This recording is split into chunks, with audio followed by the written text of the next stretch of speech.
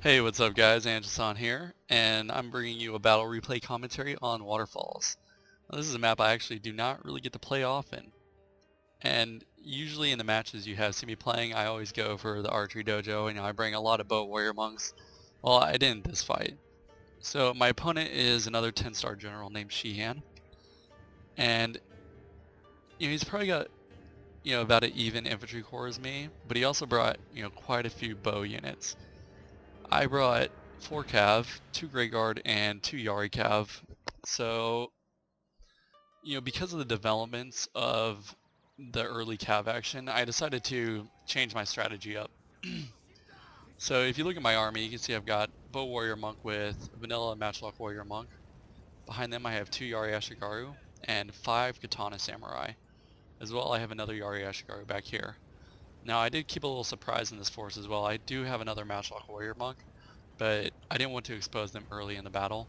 Sometimes I like to leave units hidden, and depending on how the battle goes, have these guys spread out in a formation to attack, and lure my enemy back and hit them with a surprise unit.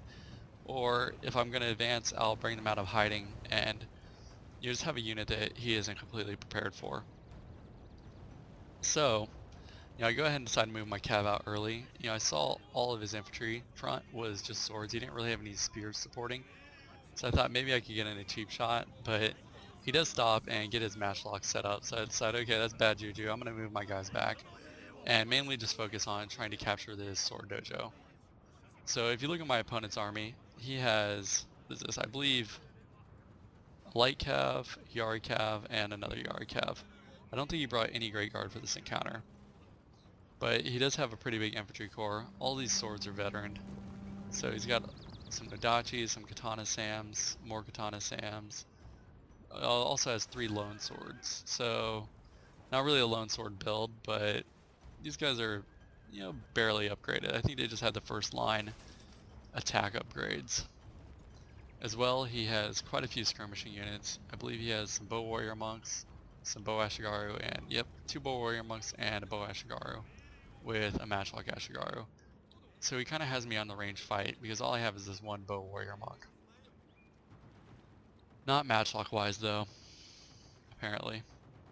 So I start maneuvering my Great Guard, around his rear, and I'm gonna see if I can, accomplish an early cav engagement.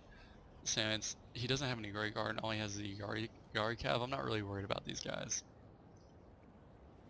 Keeping my other Yari cav back here.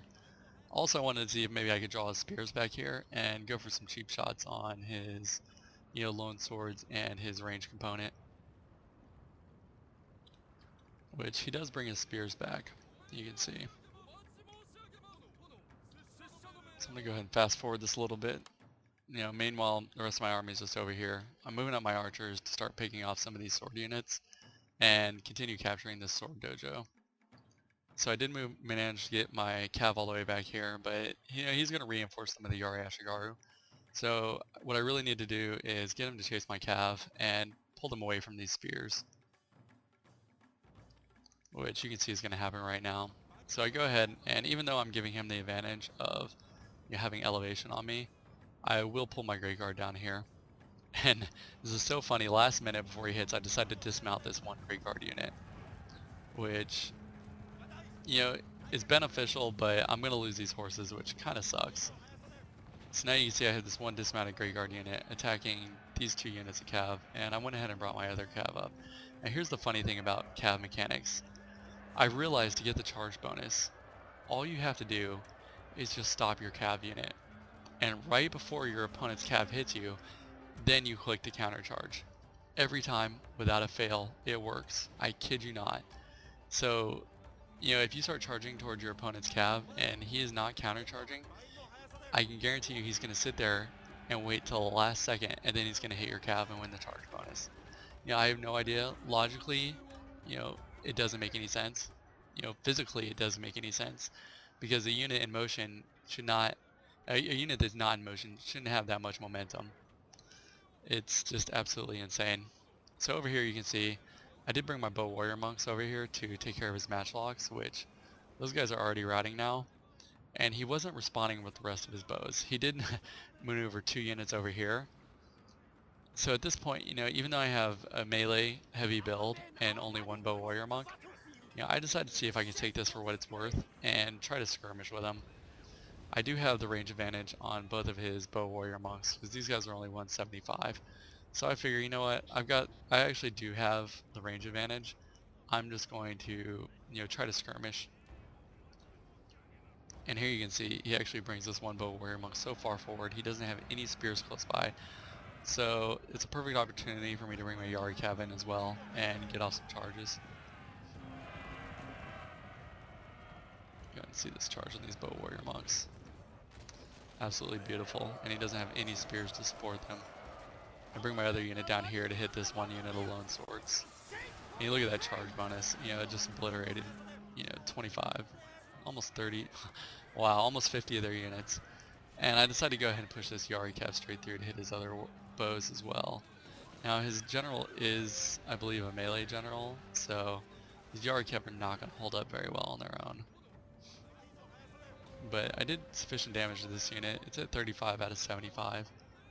So since I still have the range advantage, I'm going to go ahead and try to skirmish with my 1 unit of bow warrior monks. As well, because he does have so many bows, I know that if I rush my matchlocks up here, he's just going to target those guys and pretty much render them useless. So besides his melee general, which is at 31 out of 36 units left, all he really has left are these light cav.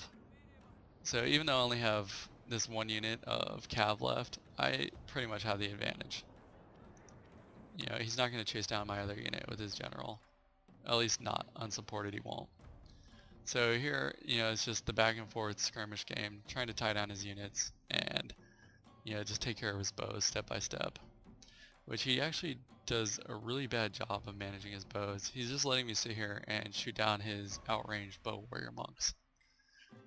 So I'm going to actually bring this other unit of Yari Cav and bring them around his rear again, because I see these bows over here just chilling by themselves. So I figure that's a perfect opportunity to take out some more of his range units, give myself more of an advantage.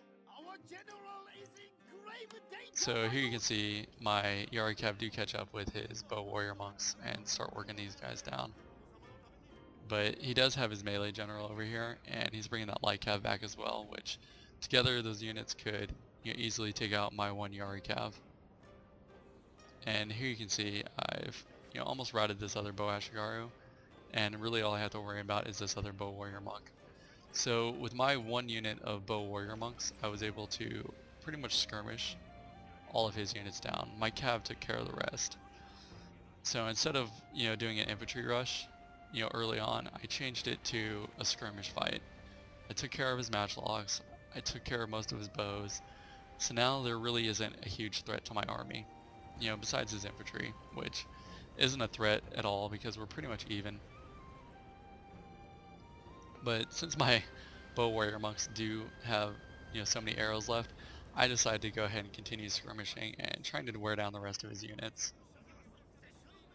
And here you can see he sent his light cav down to chase down my Yari Cav, but I'm going to intercept these guys and take care of them as quickly as possible. And let's see, these bow warrior monks, 26 out of 75, not really a threat anymore either.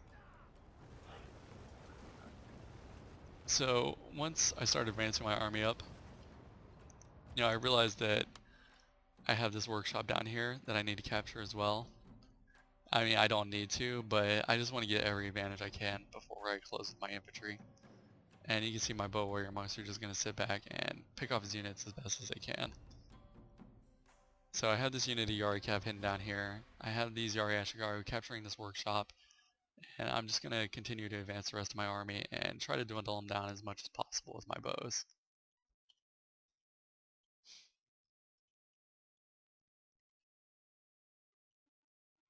He does have a few left, actually, but they're not a really big threat. That was kind of stupid of me to sit here and shoot these bow ashigaru when he had these guys over here. So I do switch targets and take care of those guys before I put them on the bow ashigaru.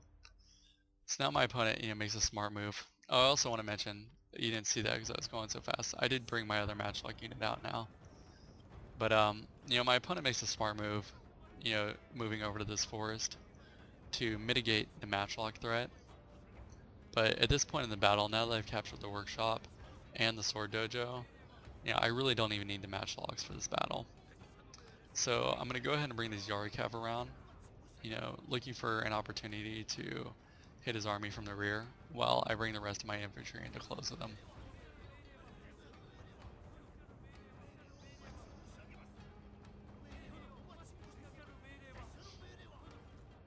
And you can see some of his units are starting to get tired, get fatigued a bit, so it's not really much of a fight left after this. And once my matchlocks do start engaging, I'm going to go ahead and start bringing in the rest of my infantry to respond.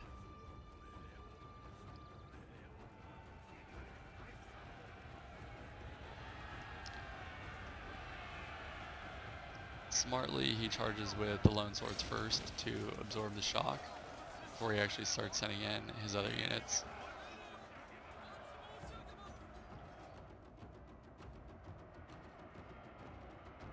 And I believe these bow warrior monks are actually out of ammo now as well. So here you can see the rest of my infantry on this flank is getting ready to collide with his troops. So I really only have 2 sword units over here holding up his lines, with Yari Ashigaru and a matchlock supporting him, and the same thing on this side. I've got another matchlock supporting that unit, and I haven't used my rally yet or stand and fight or anything like that. But I do see him maneuvering this avatar bodyguard, this melee general around. So I go ahead and I start responding with the rest of my spears because I know he's trying to go for a general kill, which honestly won't even help him at this point. So because his units were so fatigued, and I took care of all of his range, it was a really easy battle, to get him demoralized and get his units to rout fairly quickly. And you can see I actually took minimal losses from that fight. Oh, this one katana samurai, yeah. All in all, it was a good fight. It was nice not fighting another lone sword, infantry component. But hope you guys enjoyed. I will go ahead and show you the stats for this fight. Alright, so here's the results for that battle. You can see I deployed 1,575 units. My opponent deployed 1,695. I had 490 losses with 1,236 kills. All in all, pretty good game. Well, yeah, my bow warrior monks got the most kills. Outstanding, 364. Followed by my Yari Cav and my Great Guard. Anyways, I hope you guys enjoyed. Take it easy and see you next time.